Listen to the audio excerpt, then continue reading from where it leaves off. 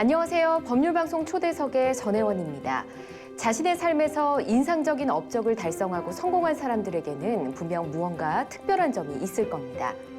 자신이 처한 환경과 살아온 시기에 따라서 그 내용이 달라질 수는 있겠지만 우리가 함께 배우고 다시 또 다른 누군가에게 전해줄 만한 가치 있는 이야기가 분명 존재할 텐데요. 상식과 원칙이 통하는 사회를 만들기 위해 애쓰는 법률방송의 법률방송 초대석, 오늘 그 10번째 손님으로 최혁용 대한한의사협회장을 모시고 오늘 프로그램 시작하도록 하겠습니다.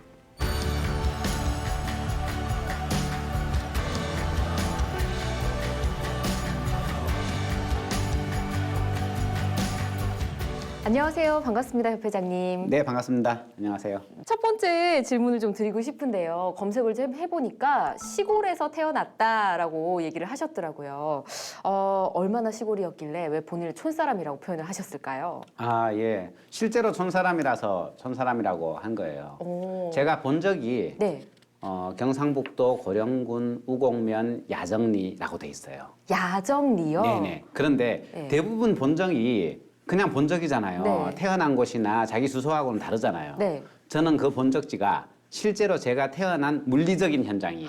아. 예, 대부분 제 또래 사람들은 네. 산부인과에서 태어나요. 네. 예, 요즘 다 병원에서 태어나죠. 네. 근데 저는 진짜로 그 본적지 집에서 태어났어요.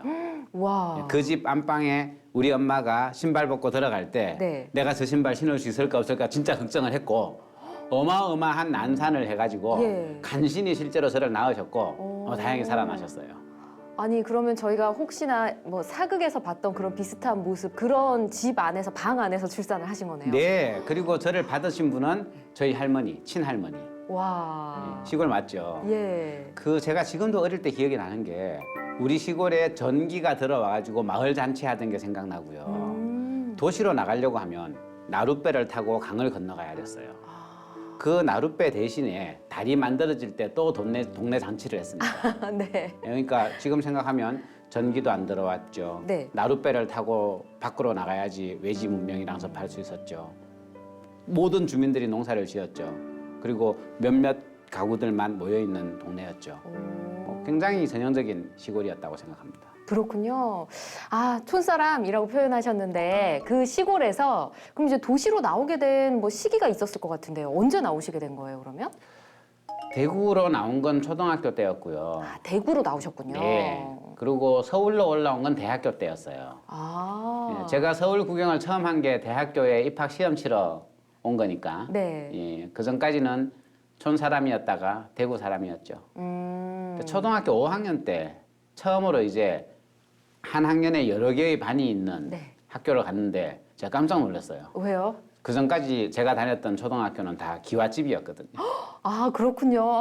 그리고 그 기와집은 그 마을에서 제일 좋은 집이었어요. 아. 왜냐면 제가 태어난 것도 초가집이니까. 오. 그랬는데 5학년 때 도시를 나와보니까 대구를 나와보니까 4층 건물인 거예요. 네. 저는 그런 건물에 초등학교일 거라고 상상을 못했어요. 그 전까지는. 예, 어마어마한 곳이었죠.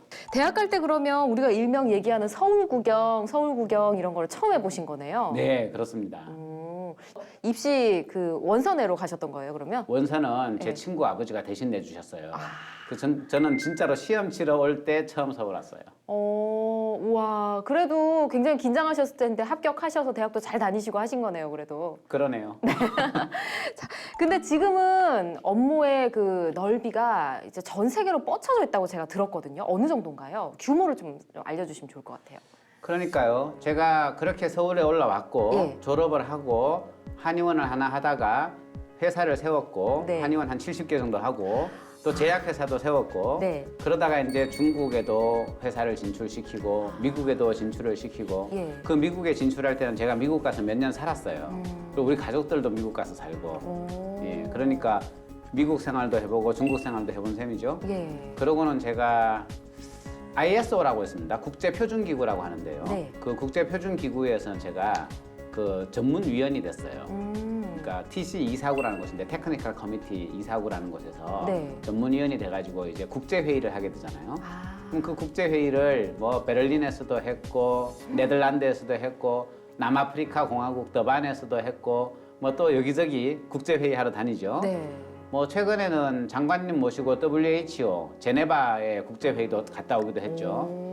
제가 평양도 한 3번 갔다 왔어요. 와. 그것도 뭐 사업차 간 거였는데 예. 그러니까 이제는 뭐 별로 안 가본 데가 없다고 해야 될 만큼 천지사방 다 다니죠. 아, 정말 시골에서 태어나셨다고 표현을 하셨는데 전 세계를 무대로 활동을 하고 계시잖아요. 그러면 뭔가 세상을 보는 시선이나 시각이 달라졌다고 할까요? 뭐 그런 느끼신 게 있으실 텐데요.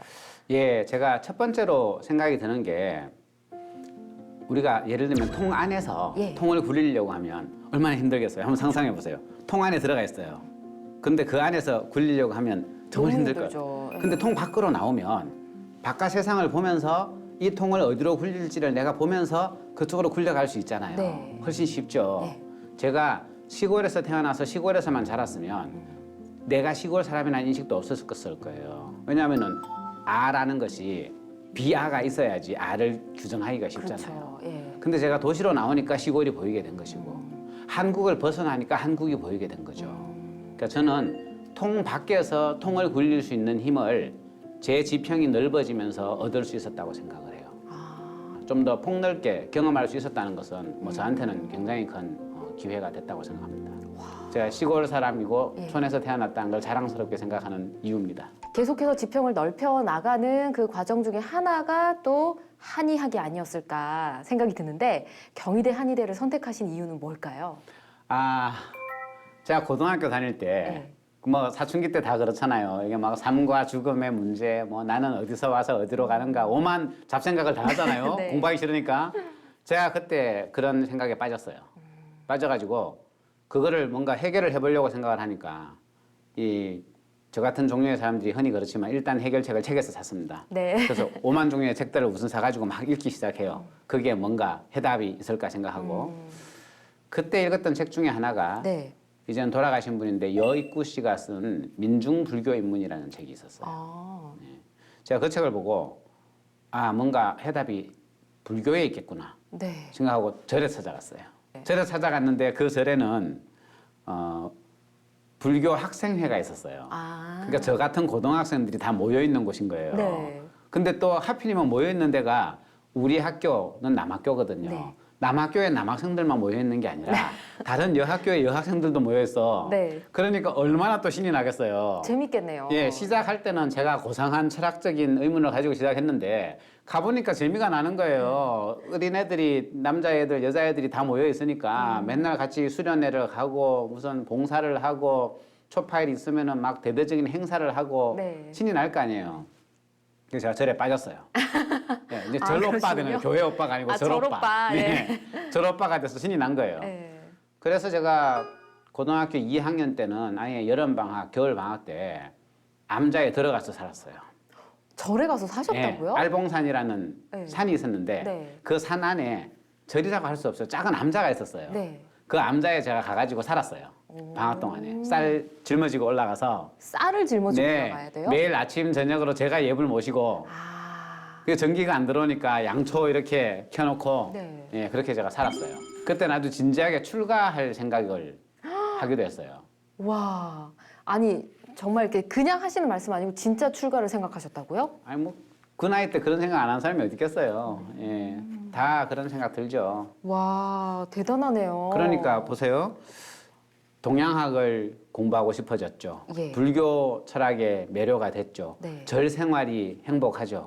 그러니까 읽는 책도 그렇고 생각하는 방식도 그렇고 다 뭐 춤추는 물리학, 뭐 노스트라다무스, 뭐 증산도, 개벽 뭐 이런 거 아니겠어요? 네. 그러니까 사람이 약간 돌아가지고 아 내가 뭔가 동양학을 해야 되겠다 네.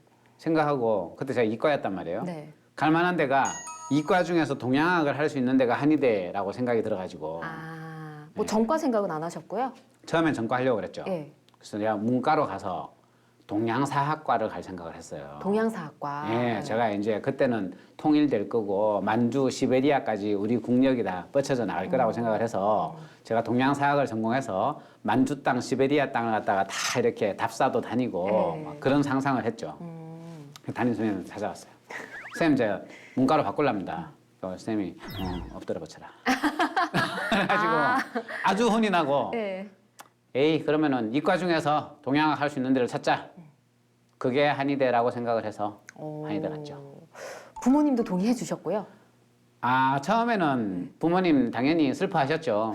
그리고 학교에서도 엄청 반대를 많이 했고, 예, 너 거기 가면은 3개월 이내에 데모하다가 재수할 거다. 뭐 고등학생 때는 세상이 어떻게 돌아가는지 모른다.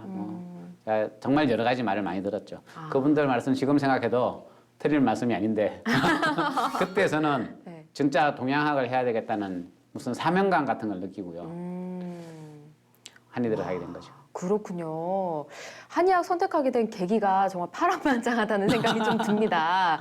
근데 고등학교 2학년 때 절에 가서 거의 사셨다고 그랬잖아요. 이 겨울방학, 여름방학. 이렇게. 예. 근데 사실 학교에 가서 공부를 해야 된다라고 누구나 다 생각을 했을 텐데 왜 그러셨을까요? 아니 뭐 절에 가서도 논 건 아니에요. 아, 공부하셨어요? 네, 아니 일부러 공부하러 산에 가는 사람도 있잖아요. 고시 공부하러 막 이렇게 머리띠 메고 산에 네네. 가고. 예. 저도 가서 또 그렇게 공부하셨군요? 여름방학, 겨울방학 때 산에 가 있었지만 산에서 놀지는 않았고 어쨌든 네. 공부는 했어요. 경희대 입학하고 나서 뭐 그 학교 생활이나 이런 거에 대해서도 좀 궁금한데요. 어떠셨나요? 되게 열심히 살았죠. 제가 선택해서 간 곳이니까 예. 제가 더 열심히 잘하고 싶잖아요. 예. 그러니까 뭐 예과 학생회 또 경희대 한의대 더 단대 학생회 뭐 졸업준비위원회 비상대책위원회 오만 조직이란 제가 다 끼어들었고요. 뭘 되게 많이 하셨는데요? 예, 예. 그리고 뭐 학교에서 저런 데 가잖아요. 뭐 예과 졸업여행, 본과 진입여행, 예. 학년여행 뭐 한 번도 빠진 적 없이 다 따라다녔고요. 네. 굉장히 참여적인 열심히 설치고 다니는 학생이었죠. 아유, 학교에서 모르는 분들이 없으셨겠어요. 거의 그랬을 거라고 생각합니다. 하도 설치고 다녀서. 그렇군요. 공부는 어떻게 하셨는데요? 공부도 열심히 했어요. 제가 경희대 한의대 들어갈 때 6년 장학생이었어요. 와. 성적이 좀 좋았어요. 입학 성적이. 어. 근데 그 6년 장학생이 그냥 들어가기만 하면 무조건 6년 동안 등록금이 면제되는 게 아니고요. 네. 일정한 성적 이상 유지해야 학점을 유지해야 그 등록금이 계속 나오는 거예요. 네. 그래서 제가 뭐 엄청 설치고 다니고 엄청 놀기는 했지만 그래도 학점은 계속 잘 받았죠. 안 그러면 등록금을 못 받으니까. 우리 부모님 뭐 경제적으로 충분하지도 않으신데 제가 공부 안 하고 놀아서 등록금을 내야 된다 그러면 얼마나 슬프시겠어요. 학교 생활 하시는 중에 지금 말씀해 주신 여러 활동들 말고 또 뭔가 튀는 활동을 많이 하셨습니다. 데모를 하셨다고요? 아, 네. 네. 그것도 참여의 일환이죠. 예. 특히 한의대는요. 예. 업권 관련되는 데모. 그러니까 업권? 예, 표현이 좀 이상한데 한의사의 역할 영역, 예. 한의사의 면허 범위를 두고 벌어지는 싸움이 많았어요. 면허범이요? 예. 어. 그건 지금도 사실 그 싸움은 계속 이어지고 있습니다. 예. 제가 한의대 들어간 게 88년이니까 네. 이제 32년째잖아요. 네. 32년 내내 이 한의사의 역할을 두고는 우리 사회에서 계속 싸움이 일어나고 있다. 네. 이렇게 보시면 돼요. 어. 그 싸움을 제가 입학하고서부터 네. 지금까지 하고 있는 거고요. 와, 그렇군요. 입학할 때부터 데모를 하셨는데 그 중에서 뭔가 좀 개선된 것도 분명히 있었겠죠, 그래도? 그럼요. 그럼요. 어. 예를 들어서 93년에 약사법 투쟁이 있었습니다. 예. 그걸 이제 사회에서는 한약 분쟁이라고 해요. 네. 그게 어떤 거냐면 약사분들이 한약을 원래 취급을 안 하시다가 예. 이제 어느 순간부터인가는 한약을 취급하기 시작했어요. 예. 그것에 대해서 이제 한의사는 당연히 반대를 하고 나섰죠. 예. 그러면서 이제 한의사하고 약사가 서로 싸우게 된 사건입니다. 이게 이제 93년, 95년에 일어난 거고, 그걸 이제 한약 분쟁이라고 흔히 부르는데, 예. 뭐 그 싸움은 그 싸움대로 이렇게 마무리가 됐는데, 그 과정에서 학생들은 유급을 당했고요. 저도 유급을 당했고요. 아. 그리고 그 과정에서 정부가 예. 처음으로 한의계를 말하자면은 대한민국의 보건의료 시스템 내로 집어넣기 시작해요. 아. 그래서 뭐가 바뀌었냐? 예. 93년, 95년 그 한약 분쟁이 있고 난 뒤에 한의사들이 군의관으로 가기 시작했습니다. 아, 그 전에는 안 갔었군요. 그전에는 못 갔습니다. 오. 한의사들이 공중보건의로 배치되기 시작했습니다. 아, 그렇군요. 그럼 그전에는 한의대생들은 어떻게 했냐? 예. 그냥 다 군대 갔어요. 어. 예, 그냥 이렇게 소총, 위생병 네. 이렇게 갔어요. 근데 그때 싸움이 있고 나서 이제 정식으로 군진 의료에서도 한의학을 활용하기 시작했고 공공 의료에서도 한의사를 받아들이기 시작한 거죠. 그다음에 복지부에도 네. 복지부에 한의학 정책과가 별도로 생겼습니다. 와. 한의학만 정책적으로 다루는 별도의 과가 생긴 거죠. 예. 그리고 국립한의학연구원이 생겼습니다. 와. 한의학을 연구하는 네. 연구센터가 그때 이제 처음으로 생겼어요. 아. 그 뒤에 국립대에 한의대도 생겼습니다. 예. 부산대에 한의전이라고 해서 한의과 전문대학원이라고 해서 네. 국립대에도 한의대가 생겼어요. 말씀해주신 성과들 보니까 아 그랬구나라고 고개 끄덕끄덕해지면서 많은 것들이 발전했다는 느낌이 듭니다. 근데 지금 30몇 년째 똑같이 싸우고 있는 것도 있다고 하셨거든요. 네. 아직 개선되지 않은 것도 많은가 봐요. 그럼요.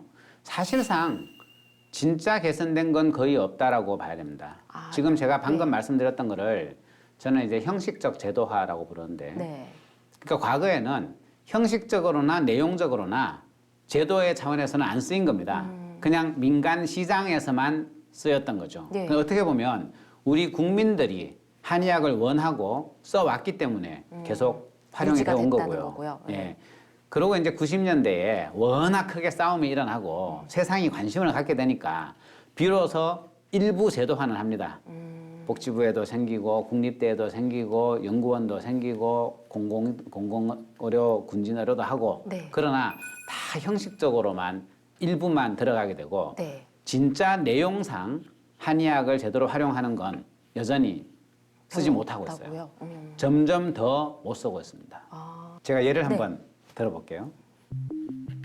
장애인 주치 제도가 네. 만들어졌어요. 장애인 주치 제도요. 예, 지금 시범 사업을 하고 있습니다. 네. 장애인 주치 정말 필요한 사업입니다. 왜냐하면 장애인들은 의료 접근성이 떨어지잖아요. 네. 내가 아파도 병원에 쉽게 못 가요. 우리는 아프면 병원 갈 수 있잖아요. 그쵸. 근데 장애인들은 당연히 힘들겠죠. 네. 그러면 그런 사람들한테는 좀 더 쉽게 의사를 만날 수 있는 기회가 제공이 돼야 됩니다. 네. 비장애인보다 훨씬 더 큰 기회가 제공이 돼야 되겠죠. 그래서 장애인 주치 제도는 필요해요. 네. 민간 영역에서 이걸 가지고 연구를 했습니다. 네. 실제로 민간 영역에서 시범 사업도 했어요. 어떻게 했냐면 장애인 분들에게 의사 선생님도 주치의가 될 수 있도록 하고 한의사 선생님도 주치의가 될 수 있도록 하고 예. 자유롭게 선택을 하게 하고 그분들에게 주치의 서비스를 한 거예요. 네. 우리가 처음에 이렇게 생각했어요. 장애인들은 주장의 관리가 훨씬 더 기묘할 것이다. 내가 원래 가지고 있는 그 장애를 네. 치료하기 위해서 또는 관리하기 위해서 의사를 필요로 할 거다 생각했어요. 아니더라고요. 오. 의외로 네. 모든 장애인들이 자기의 주장에는 이미 나름의 방식으로 관리하고 있어요. 그 관리의 프로토콜이 있어요. 네. 늘 가는 의사 선생님이 있고 네. 늘 하고 있는 관리 방법이 있어요. 이분들이 진짜로 불편한 건 뭐냐면 오히려 일반적인 건강상의 문제였어요. 내가 지금 배가 아픈데 어떻게 해야 되지? 예. 내가 지금 다리가 삐었는데 어떻게 해야 되지? 예. 지금 머리 아픈데 이거 혹시 병원 가야 되나 말아야 되나? 그러니까 자기의 진짜 장애 말고 네. 다른 영역이 더 큰 문제인 거예요. 그렇죠. 그 다른 영역에서 병원 접근성이 떨어지는 거예요. 아, 맞네요. 예. 우리 같으면 이 정도 머리 아프면 병원 갔을 건데 아니면 약국 가서 약을 사다 네, 먹던가. 이분들은 그때 병원을 못 가는 거예요. 아, 훨씬 더 아파야 병원 갈 수 있는 거예요. 맞아요. 그만큼 장벽이 높은 거죠. 네. 그래서 이분들이 진짜로 원했던 건 주장의 관리가 아니라 일반 건강 관리의 의사의 필요성이었던 주치의 거예요. 필요성? 네, 주치의 예. 필요성이었던 거예요. 그래서 이제 처음에는 의사 선생님, 한의사 선생님들이 다 주치의로 들어갔는데 예. 시간이 지나면 지날수록 장애인들이 한의사를 더 주치의로 원하는 거예요. 아, 그랬군요. 그래서 왜 그런지 봤더니만 예. 그것도 간단한 이유예요. 내과 전문의 선생님이 장애인을 방문하면 머리가 아파요. 그러면 검사해 봅시다. 예. 아니면 타이레놀 드려요. 네, 배가 아파요. 그러면은 소화제를 드리거나 검사해 봐야 된다고 해요. 네. 결국은 다시 병원에 가야 된다는 말씀을 하시는 게 대부분이에요. 한의사가 가면 어떻게 하느냐? 한의사라고 뭐 뾰족한 수가 있겠어요. 뭐 대신에 진맥을 잡아주지 않나요? 도구가 많아요. 치료 도구가 많았어요. 아. 한의사가 방문을 하면 예. 머리 아프다 그러면 머리에 침 놓죠. 배 아프다 그러면은 배에 뜸 뜨죠. 무릎 아프다 그러면은 무릎에 핫팩하죠. 그리고 손발로 하는 치료도 있어요. 추나요법이라고 해서 네. 자세를 교정한다든지 뼈를 맞춘다든지 근육을 늘린다든지 해가지고 전신에 뭔가 손댈 게 있는 거예요. 의사 선생님은 처방전을 주거나 검사해야 된다고 하는 동안에 우리는 뭔가 이것저것 처치를 해주는 거죠. 네. 그러다 보니까 장애인분들이 한의사에 대한 선호도가 확 높아졌어요. 아, 그렇겠네요. 선택도 더 많이 하고 만족도 더 많이 하고. 예. 이게 이제 복지부로 갑니다. 그래서 복지부가 국가 차원에서 장애인 주치 시범 사업을 하겠다라고 해요. 처음에는 의사 한의사가 들어있었어요. 네. 같이 하는 걸로. 그랬는데 복지부가 아니야 이거 주장애 관리를 해야 되겠어. 라고 입장을 바꿉니다. 그래요? 예, 주장애 관리를 해야 되니까 당연히 병원이나 네. 재활의학과 이런 전문가들만 참여를 하게 했죠. 그래서 한의사가 빠졌습니다. 예. 근데 나중에 보니까 장애인들은 일반 관리가 더 중요해. 그래서 주장애 관리가 아니라 일반 관리로 바꾸면서 다시 한의사가? 외래 일반으로 내려왔어요. 예. 근데 빠졌던 한의사는 안 들어가는 거예요. 왜요? 그렇죠. 예. 안 들어간 상태에서 그냥 의사 선생님들만 모으는 거예요. 아. 의사 선생님들은 별로 하기 싫어해요. 자원자도 제대로 못 모아요. 그러나 한의사는 빠져 있어요. 안 들어가고. 네. 지금도 시범 사업에 한의사가 빠져 있어요. 아. 저희들이 여러 번 복지부에 요구를 했습니다. 이거 장애인들이 한의사에 대한 만족도가 높다는 사전 연구 결과가 있다. 예. 그 다음에 가사 한의사가 그다지 필요치 않다면 그 선택은 장애인분들이 해야 된다. 적어도 선택권은 줘야 되지 않느냐. 그렇죠. 그리고 지금 제대로 시범 사업에 참여할 의사도 못 모으고 있지 않느냐. 우리가 들어가면은 의사 수급에도 훨씬 더 유리할 것이다. 그럼에도 불구하고 복지부는 한의사를 안 넣어요. 이유가 뭐냐? 네. 의사 선생님들이 싫어해서 그래요. 아, 그건 좀 이유가 안 되는 이유 같은데요. 그렇죠. 예. 네, 이유가 안 되는 이유가 지금 보건의료 영역에서는 곳곳을 잠식하고 있습니다. 장애인 주치의제도 말씀해 주시면서 이게 극히 일부분이다 말씀해 주셨는데 이와 비슷한 또 다른 부분에서 아직까지 개선되지 않고 있는 부분이 뭐가 있을까요? 예를 들면 저는 건강보험 이야기 한번 해보고 싶어요. 건강보험이요. 한의학도 이제 한의원 가면 건강보험 되는 걸로 아는데요. 물론 되죠. 예. 그러나 그 범위는 굉장히 협소합니다. 아, 우리나라 전체 건강보험이 100이라면요. 예. 100 중에서 한의사가 차지하는 건강보험 비율이 3.5%밖에 안 됩니다. 35% 아니고 네, 3.5%요? 3.5%예요. 너무 적은데요? 한의사 숫자는 얼마냐? 15%는 되죠, 적어도. 예, 15%, 20%가 한의사입니다. 네. 그 다음에 실제로 한의원의 개수는 어떠냐? 그보다 더 많습니다. 왜냐하면 한의 쪽은 1차 의료 중심으로 발전을 했기 때문에 네. 한의원의 개수와 의원 개수를 비교하면 한의원 개수는 그보다 비율이 더 높아요. 아, 그런데 정작 보험은 예. 3.5%밖에 안 되는 거예요. 너무 적네요. 간단한 거 하나만 제가 비유를 들어볼게요. 예. 특히 한의학이 감기 치료를 잘합니다. 그쵸. 예, 아주 옛날부터 감기를 치료하면서 한의학이 발전돼 왔어요. 예, 그리고 우리만의 현상이 아니에요. 전 세계적으로 그렇습니다. 네. 유럽을 가셔도 미국을 가셔도 중국을 가셔도 감기 치료제는 천연물이 대세입니다. 왜냐하면 감기가 바이러스 질환이잖아요. 그쵸. 그리고 그 바이러스 질환은 양약 중에 특효약이 없단 말이에요. 지금도 바이러스는 못 고쳐요. 네. 그러다 보니까 한의학은 수천 년 동안 그 감기 증상들을 보면서 증상에 맞춰가지고 다양한 약물들을 조합해 왔단 말이에요. 네. 그래서 감기 치료는 한 방에 잘합니다. 그런데 80년만 해도요. 서울 시민들 중에서 감기 걸리면은 20% 정도가 한의원에 가서 치료를 받았어요. 네. 지금 이제 40년 세월이 흘렀잖아요. 40년 지나고 지금은 어떠냐? 감기 걸려서 한의원 가는 사람이 없습니다. 아무도 안 가요. 감기 후유증이 있거나 예. 감기 때문에 너무너무 오랫동안 힘들어하거나 그런 극히 일부의 사람들만 가고 예. 그냥 감기 걸리면 아무도 한의원에 안 갑니다. 간단한 이유예요. 이 40년 동안에 양방에 새로운 감기약이 생겼냐? 네. 없어요. 여전히 양방에는 감기를 치료하는 마법의 탄환이 없습니다. 근데 왜 그냥 이렇게 됐을까요? 타이레놀 줘요. 예. 근데 한의원에서 한의사들이 40년 동안에 감기 치료하는 실력이 줄었냐? 똑같습니다. 우리는 여전히 감기 치료법을 왕성하게 배우고 있습니다. 그런데 환자는 없어요. 그 40년 동안에 네. 양방은 보험이 된 겁니다. 아, 똑같이 그랬군요. 감기 걸려가지고 내과, 소아과, 이비인후과 찾아가시면 예. 돈 몇천 원만 내면은 감기 진단도 하고 감기 치료도 하고 필요하면 주사도 놔주고 처방전도 주고 다 합니다. 한의원에 가시면 감기 걸려서 한의원에 가시면 몇만 원 내야 될 수도 있습니다. 물론 한약 중에도 감기약 보험되는 게 있어요. 그러나 정말 손에 꼽을 정도이고 그 효과도 미미해요. 한의사가 감기를 제대로 치료해야 되겠다라고 생각하면 네. 어쩔 수 없이 탕약을 처방을 해야 됩니다. 그럼 몇만 원이에요. 그러면 80년만 해도 전체 서울 시민의 20%가 감기 치료를 한의원에서 했는데 예. 그 당시에 한의원 개수도 별로 없었기 때문에 환절기만 되면 모든 한의원들이 감기약을 어마어마하게 다렸답니다. 근데 지금은 다 사라졌단 말이에요. 오직 보험 때문이에요. 경제적인 인센티브가 주어지니까 실제로 의료가 가지고 있는 실력과 무관하게 소비자들이 가격 때문에 선택을 하게 돼버리는 거죠. 자, 출가를 꿈꾸던 학생이 한의사가 됐습니다. 의료 정책 전문가가 되기 위해서 한의사, 변호사, 그리고 다시 대한한의사협회장의 길을 걷고 계신 우리 협회장님 함께 했는데요. 다음 시간에는 저희가 이 여정에 대해서 좀 자세히 들어보도록 하겠습니다. 오늘 함께 해주셔서 고맙습니다. 네, 감사합니다.